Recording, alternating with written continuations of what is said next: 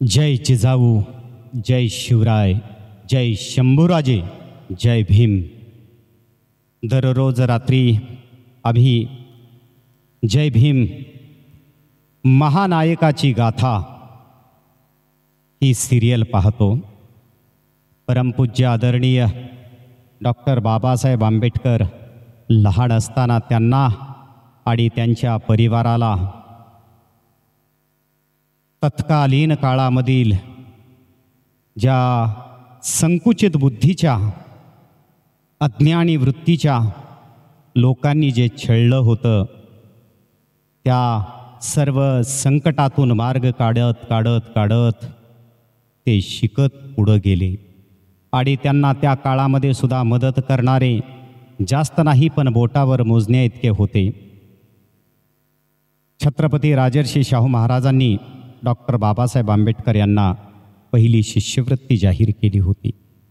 त्यांना उच्च शिक्षणासाठी त्यांना आर्थिक मदत करण्यात आलेली होती आणि ह्या सर्व अनुभवातून परमपूज्य डॉक्टर बाबासाहेब आंबेडकरांनी आपल्या भारत देशाला गरिबांवर होणारा अन्याय, जातीभेद, अस्पृश्यता ह्या सगळ्या गोष्टीतून दूर करण्यासाठीच भारताचं संविधान लिखाण केलं आणि एवढा जबरदस्त अभ्यास करून प्रत्येक गोष्टीवर कलम त्या ठिकाणी लिहून काढण्याचं काम त्यांनी केलेलं आहे। याचा आम्हाला खरंच खूप सार्थ अभिमान आहे।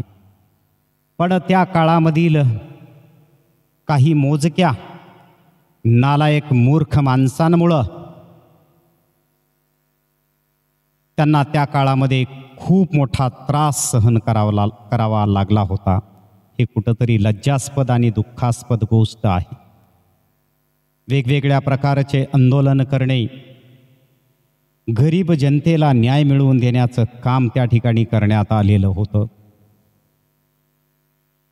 जरी भारताचं संविधान नंबर 1 वर असलं तरी सुद्धा त्या संविधानाचा प्रत्यक्ष वापर करणारे सध्याचे जे काही संकुचित विचार मंदबुद्धीचे लोक आहेत, लोकप्रतिनिधी आहेत किंवा प्रशासकीय अधिकारी वर्ग सुद्धा आपल्याला म्हणता येईल, जे की राजकारणी लोकांच्या पुढेच आपलं सर्वस्व अर्पण करतात, जे की ते जनतेचे सेवक असताना सुद्धा ते या गोष्टी विसरून जातात।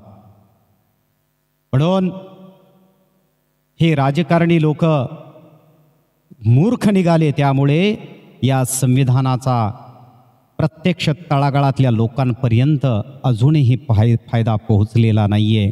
पण आनंद वाटतोय, बाबासाहेबांनी त्यावेळी सांगितलं होतं, शिका, संघटित व्हा आणि संघर्ष करा। लोक शिकतायत, संघटितही झालेली आहेत आणि आता संघर्षाच्या तयारीत सुद्धा आहेत। आता सध्याच्या काळामध्ये एक जबरदस्त ज्वलंत प्रश्न उपस्थित झालेला आहे, तो म्हणजे मराठा आरक्षणाचा प्रश्न। शैक्षणिकदृष्ट्या नोकरीच्या दृष्टिकोनातून, त्याचबरोबर राजकीय दृष्टिकोनातून सुद्धा कुठंतरी आणखी मराठा समाज खूप पिछाडला गेलेला आहे। त्याला कुठेतरी संधी मिळावी यासाठी प्रत्येकाच्या मनामध्ये आस्था आहे, आपुलकी आहे, प्रेम आहे। परंतु काही मोजक्या मूर्ख राजकारण्यांमुळं हे शक्य होत नाही आहे। पण बाबासाहेबांनी सांगितलेल्या मार्गावर, घटनेच्या मार्गावर चालत चालत हा संघर्ष सुरू आहे, संघटित झालेला आहे। आता संघर्ष सुरू आहे आणि निश्चित ह्या संघर्षाला एक दिवस मूर्त रूप आल्याशिवाय राहणार नाही, हा आमचा ठाम असा विश्वास आहे। धन्यवाद।